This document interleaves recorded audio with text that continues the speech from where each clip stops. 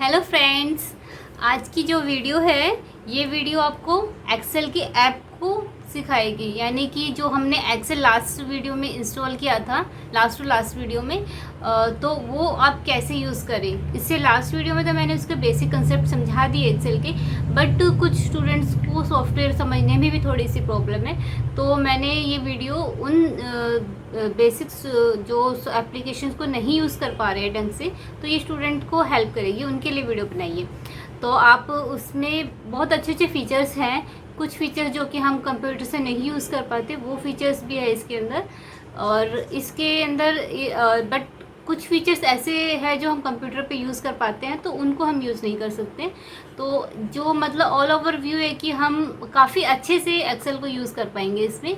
तो इसको अच्छे से ध्यान से देखिए। कुछ मैंने बेसिक्स तो बता दिए, बाकी आप खुद से ट्राई करिए। जितना डीपली आप उसको ट्राई करेंगे उतना आपके लिए बेनिफिशियल रहेगा। अच्छा रहेगा कि आप इसको प्रैक्टिस करते करते साथ साथ सॉफ्टवेयर को भी समझिए। कोई सॉफ्टवेयर, कोई भी चीज़ कोई इतनी कॉम्प्लिकेटेड नहीं होती है कि आप उसको कर नहीं पाए। अगर आप किसी भी चीज़ को बहुत मेहनत से, लगन से, ध्यान से करेंगे तो आप उसको बहुत अच्छे से सीख पाएंगे। मैं हर बार बोलती हूँ कि नोट्स ज़रूर बनाइए। नोट्स बनाने से आपको खुद को प्रैक्टिस होती है, आपकी खुद की जो लर्निंग पावर है वो इम्प्रूव होती है। मैं भी कुछ भी वीडियो बनाती हूँ तो उससे पहले मैं खुद के भी अपने नोट्स बनाती हूँ कि मैं क्या क्या आपको बताऊँगी, क्या क्या आपको समझाऊँगी। आप एक अपना टाइम टेबल बनाइए, अपना टाइम स्टडी का भी बनाइए और अपना लर्निंग का भी बनाइए।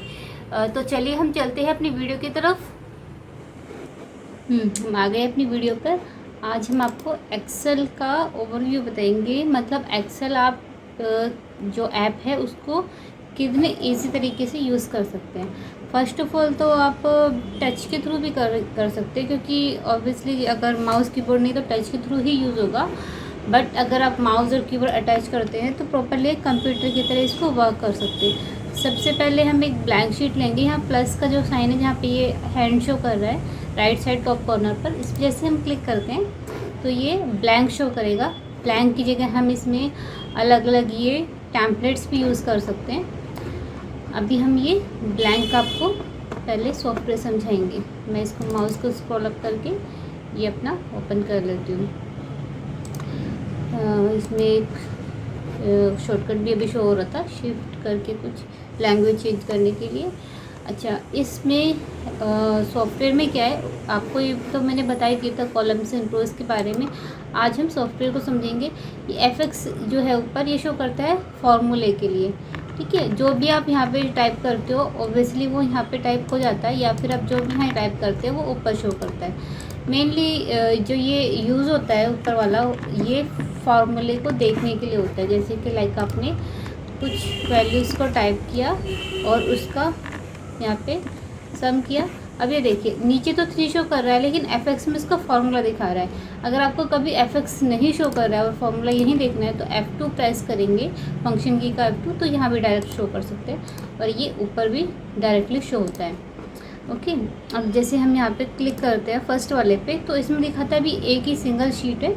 आप और भी ज़्यादा शीट्स इसमें ऐड कर सकते हैं प्लस प्लस करके। ये देखिए जैसे भी आप जितना शीट चाहते हैं ऐड कर सकते हैं। इस पे जैसे आप राइट क्लिक एक और क्लिकिंग करेंगे सिंपल, तो रीनेम नाम चेंज कर सकते हैं। जैसे मैंने शीट का नाम चेंज करके आप मार्कशीट कर दिया। ओके, ये देखिए ये नाम चेंज हो गया। और क्लिकिंग करेंगे, कलर टैब चेंज कर सकते हैं, किसी और कलर में इसको रखना है। तो देखिए कलर दिखा रहा है डिफरेंट, ठीक है।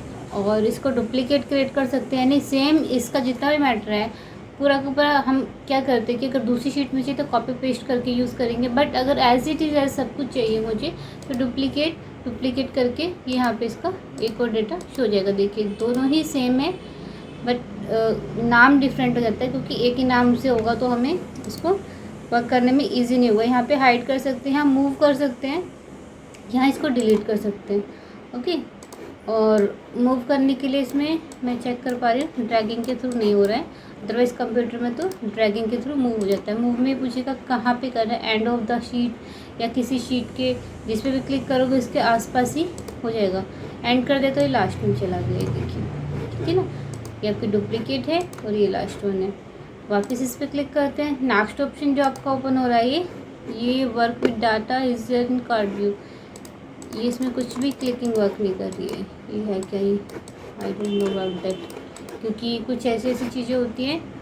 ये open ribbon, insert table, select your data, insert table, ये रिबन्स ओपन हो जाते हैं यहाँ से डायरेक्टली। ये देखिए इसमें आप शेप्स वगैरह वर्क कर सकते हैं। रिबन्स को हम थोड़ा बाद में करेंगे, उससे पहले हम ऑप्शंस उसी मेन में से करते हैं। देखिए ये जैसे वर्क नहीं कर रहा है, ये वर्क कब करेगा, जब आप किसी डेटा पे क्लिक करेंगे। डेटा पे क्लिक किया, इस पर क्लिक करने के बाद आपका उससे नीचे का जितना भी डेटा है सेलेक्ट कर लेता है। जैसे कि लाइक आप 100 एंट्रीज़ किया, माउस से ड्रैग करके ऐसे से करेंगे तो इट्स बेटर आप इससे भी क्लिक करके कर सकते हैं। ये फ़िल्टर्स है, फ़िल्टर्स ये देखिए, फ़िल्टर आपका हो गया असेंडिंग डिसेंडिंग, यहाँ पे ट्रायंगल शो कर देता है, आपका फ़िल्टर लग गया। मैं भी इसको अंडू कर देती हूँ, अंडू यहाँ से वर्क करेगा इसमें, ठीक है। बाकी शॉर्टकट भी ट्राई हो जाते हैं। किसी भी सेल पर आपको कलर वगैरह करना है तो आप यहाँ से भी कलर चूज़ कर सकते हैं, पूरी सेल पे कलर शो कर देगा।